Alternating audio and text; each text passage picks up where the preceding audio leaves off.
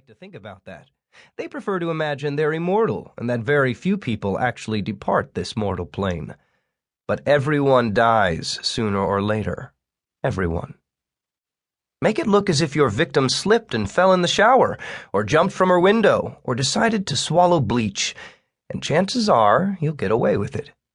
Do that for the majority of your victims, and then, just now and again, when you really can't help yourself, you can cut one up and put it in garbage bags. Hey, don't get me wrong. This is all hypothetical, right? I'm not a killer. I'm a writer. I'm always looking for plots, for stories. I wouldn't really go on a killing spree. Not really. A city of strangers. That's New York City. And every day, more pour in. One of my favorite spots is opposite Grand Central Terminal, where I can stand and watch them arrive, like ants scrambling out of an anthill searching for food, every one a potential victim. When I first got to the city, I used to follow a girl for fun, for the sport. I'd stand and I'd watch, and then I'd pick one at random. I'd tell myself that I'd follow the 10th, or the 20th, or the 30th, and then I'd count as the women went by, and then I'd follow the lucky winner for as long as I could. Sometimes they'd get into a cab and that'd be the end of it. Sometimes I'd lose them on the subway, but occasionally I'd follow them all the way home. God, it gave me such a feeling of power to stand outside their homes and know that they were inside. And you know something? Not one of them ever knew. Not one of them turned to look. Not one picked up on me. At times I'd feel like a lion staking out a herd of zebras.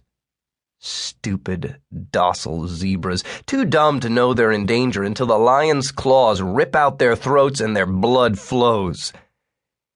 It's not hatred, I feel. It's contempt. But hey, it's only research, right? A guy in a stained brown raincoat appears at my left shoulder and in a nasal whine asks me if I've got any spare change. He must be about 40 years old, but his face is weathered and lined like old leather, and his eyes are red and watery as if he's been crying a lot. He wipes his nose with the back of his hand and makes the snuffling sound of a pig at a trough. He asks again. I lean toward him. He smells bad, like rotting cabbage. I smile, reassuringly. What I want to say is, fuck off or I'll shoot you in the face. But the guy has a crazy look about him.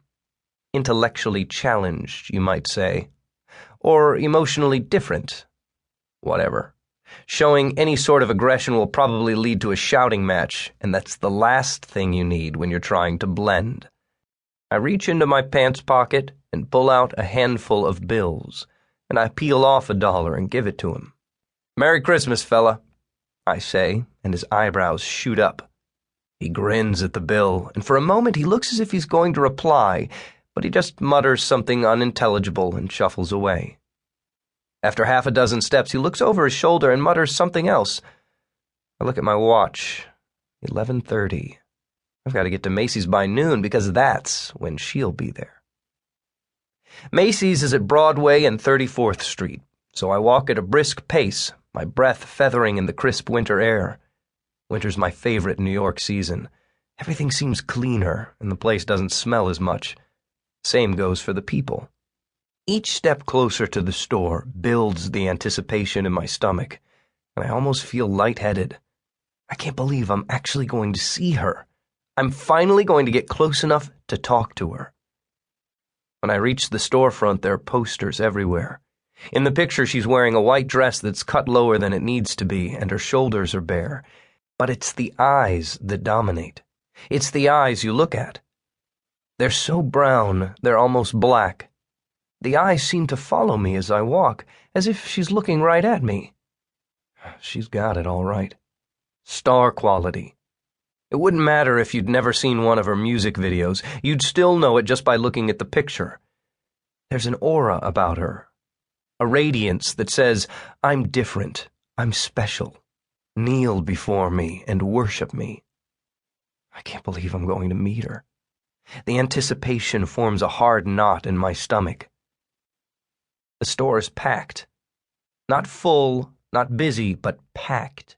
People standing shoulder to shoulder, craning their necks for a better look.